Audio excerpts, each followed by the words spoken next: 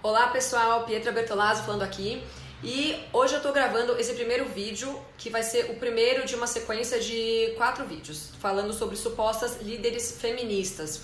E eu tive essa ideia recentemente quando eu ganhei esse belíssimo presente de uma amiga minha, né? Ela trouxe de Miami pra minha filhinha, obviamente na tentativa de me tirar do sério, mas acho que no final o que ela trouxe foi um excelente material e um ótimo conteúdo pra gente falar a respeito. Então essa caixinha se chama, né, Little Feminist, né, Pequena Feminista, e eu vou mostrar pra vocês do que se trata. É basicamente uma coletânea, né, das expoentes feministas da história que vem nessa caixinha fofa, dividida por categorias. Então você tem aqui as líderes, você tem as artistas, as pioneiras, as ativistas. E então o pessoal lá resolveu colocar essas supostas feministas nessas 4 classificações e por isso eu quero fazer 4 vídeos, porque em cada um deles eu vou falar sobre essas mulheres uma por uma. E eu queria começar por um deles que particularmente me chamou bastante atenção e ele é bem interessante por alguns motivos. Então é esse aqui das líderes, né? Esse aqui é o livrinho das feministas líderes. E quando eu vi a Hillary Clinton na capa já me chamou bastante atenção. Mas depois que eu abri, eu fiquei ainda mais chocada e acho que vocês vão me entender. Eles colocam a Hillary na mesma categoria que a Cleópatra, que a Rainha Elizabeth e que a Indira Gandhi. Aliás, pior que isso, eles colocaram a Hillary na capa do livro, né? Como se ela fosse mais importante que essas mulheres que realmente fizeram história no mundo. E eu achei, assim, particularmente de uma confiança invejável, porque é claro que isso tem dedo da própria Hillary Clinton, e no final do vídeo vocês vão entender por quê. Eu vou deixar pra falar sobre a Hillary no final, porque ela é a cereja do nosso bolo.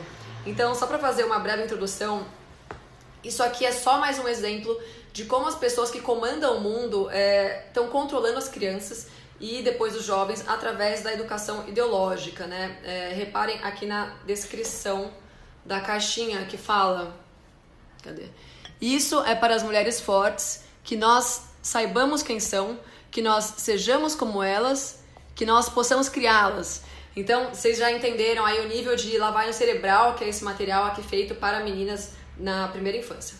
Outra coisa que é interessante observar é que fora a Hillary, nenhuma dessas mulheres participou de movimentos feministas, até porque eles, no caso da Cleópatra e da Elizabeth, eles nem existiam quando elas estavam vivas. E elas também nunca lutaram por direitos iguais ou qualquer coisa do tipo. Isso é um modus operandi, né, clássico do progressista e acho que principalmente das feministas. Então eles pegam mulheres que nunca estiveram alinhadas com esse movimento, ou que nesses casos aqui nem estavam vivas quando ele nasceu, e colocam elas como se elas fossem feministas. Isso porque eles querem que você acredite que qualquer mulher importante ou forte e tal é uma feminista, o que é um completo absurdo. O feminismo não é o que você quer que ele seja, né? Ele é o que ele é.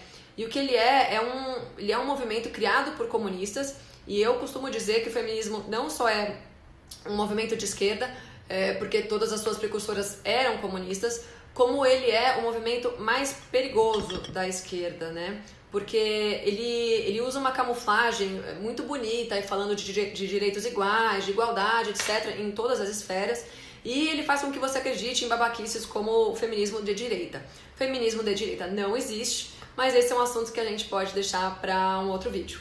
Então vamos lá, vamos falar sobre as nossas supostas líderes feministas, começando com a Cleópatra. Olha aqui que graça, o desenho da Cleópatra. E eles dizem aqui, Cleópatra era a rainha do Nilo e disse que as garotas comandam.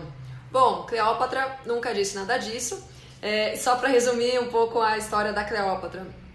Ela era membro da dinastia Ptolomaica, né, descendente do Ptolomeu, fundador dessa dinastia. Ela teve 4 maridos, além de um caso com Júlio César. A Cleópatra assumiu a governança do Egito simplesmente por ser a filha mais velha do Ptolomeu, né? Então, em nenhum momento ela lutou ou fez qualquer coisa para chegar lá. Ela era simplesmente a herdeira mais velha e ponto. E aí tem o histórico pedófilo, incestuoso da Cleópatra, né? Que dizem que ela se casou com um irmão dela de 10 anos de idade, o Ptolomeuzinho, eu não sei qual é o nome, e mais tarde se casou com outro irmão também, enfim, essa baixaria aí que a gente já ouve muito falar sobre a Cleópatra. Naquela época, no Egito, os direitos já eram praticamente os mesmos para os homens e mulheres. Então, as mulheres, elas herdavam da mesma forma que os homens, elas podiam ter os seus podiam fazer os seus próprios casamentos, elas podiam ter propriedades, elas não eram submetidas ao controle dos maridos, elas podiam se divorciar, enfim, eles eram bem moderninhos até, para não usar outra expressão, até levando em conta o fato deles aceitarem relações incestuosas e pedófilas. Esses costumes nos quais a Cleópatra foi criada chocaram Roma quando ela foi para lá com Júlio César. E é importante a gente observar que não existe nenhum registro de que ela tenha levantado alguma bandeira no Egito a respeito dos direitos das mulheres, né? Pelo contrário, as mulheres e homens já tinham os mesmos direitos na cultura deles. E em Roma, ela provavelmente se confrontou com as patrícias romanas, né? Que geralmente eram donas de casa, né? Cuidavam dos filhos e da família, etc. Eram mais conservadoras. A Cleópatra não levantou nenhuma bandeira e muito menos revolucionou os costumes. Ela simplesmente viveu de acordo com os costumes do Egito naquela época. E passando para a próxima, que é a Rainha Elizabeth I, né? A Rainha Elizabeth foi a última comarca da família Tudor, né? E quando o pai dela morreu, o Henrique VIII, quem assumiu o trono foi o Eduardo VI. Depois dele entrou a Maria Tudor, filha do terceiro casamento do Henrique VIII, e só depois da morte da Maria Tudor, a Elizabeth se tornou rainha. Então, assim, ela chegou no poder simplesmente por ser a última da hierarquia Tudor. E ela não teve descendentes, né? Ela era extremamente centralizadora de poder, né? Dizem que ela não costumava convocar o parlamento com muita frequência e que ela quase impôs um regime absolutista na Inglaterra naquela época. E dizem que ela também era extremamente vaidosa. E enquanto ela usava as roupas mais extravagantes, coloridas e tal, ela impunha que as outras mulheres da corte se vestissem de branco e preto para que ela tivesse mais destaque ainda, né? Cadê a sororidade da Rainha Elizabeth aí, não é mesmo? E só ela podia usar maquiagem também, né? Falam que ela demorava em torno de 4 horas para se vestir e ela também tinha como lema Video itatio, né? Vejo e não digo nada, o que já mostra que de ativista ela não tinha nada. Eu acho que de todas, essa deve ser a que mais está se revirando no túmulo aí por ser chamada de feminista. Mas vamos lá, falando sobre a Indira Gandhi agora. A Indira foi a primeira mulher a se tornar chefe de Estado do governo da Índia, né, na década de 60.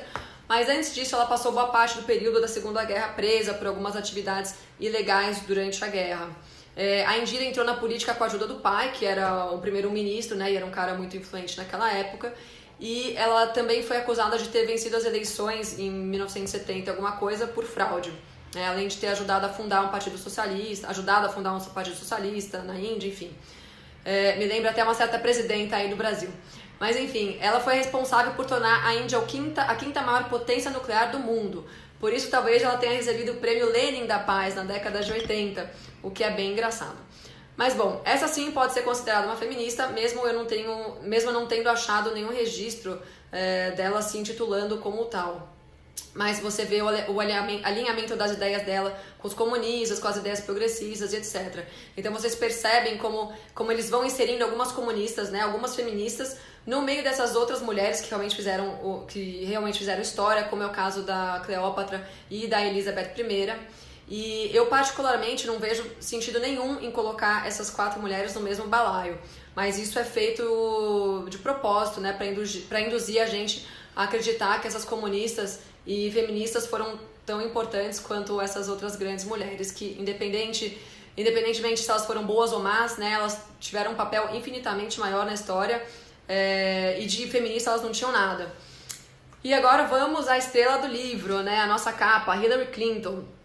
Em primeiro lugar, eu queria contar que eu fui atrás dessa editora, né, que é a Mud Puppy, e é claro que eu me deparei com outros inúmeros livrinhos infantis e joguinhos falando sobre feminismo e sobre a questão de gênero na primeira infância. E, bom, eles fazem parte de um grupo que se chama McAvoy, né, que é um grupo que tem diferentes segmentos de editoras, né, voltadas para a arte, uma para a primeira infância, outra para a adolescência, enfim, todos numa linha bem progressista, né, seguindo à risca os ensinamentos ideológicos da esquerda.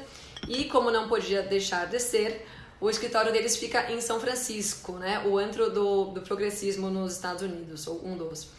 E aí eu acabei indo atrás também da ilustradora desses livrinhos fofos. E eu descobri que a mulher que faz essas ilustrações é uma filipina radicada nos Estados Unidos, né, ela chama Lídia Ortiz. E já eu vou mostrar pra vocês um pouco do Instagram dela.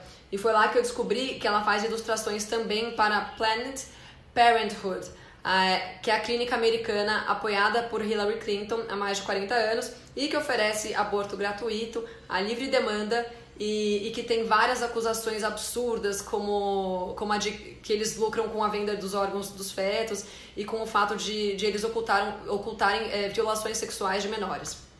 E vale lembrar também que eles não têm restrições quanto à idade do feto. Então, é uma coisa absurda. Se você pode estar grávida de 9 meses, né, a um dia do seu bebê nascer, e você pode chegar lá na clínica da Planned Parenthood e fazer um aborto, né, o que, na minha opinião, seria um assassinato. A questão do aborto até o 9º mês da gestação, aliás, é uma bandeira que a Hillary defende, né, fortemente, e inclusive isso era bastante debatido na campanha dela à presidência. Bom, quem está um pouco por dentro da nova ordem mundial sabe que a Hillary é um membro bem importante da ordem, né? E ela era candidata deles à presidência dos Estados Unidos. Mas, graças a Deus, isso não aconteceu. A Hillary também tem um histórico bem perverso, né? Que envolve práticas de pedofilia e de satanismos que foram expostos quando alguém hackeou o e-mail dela, se não me engano, na campanha dela para a presidência. E também tem o envolvimento dela com o famoso caso do Lolita Express, que era um avião que levava menores de idade para a ilha do bilionário Jeffrey Epstein.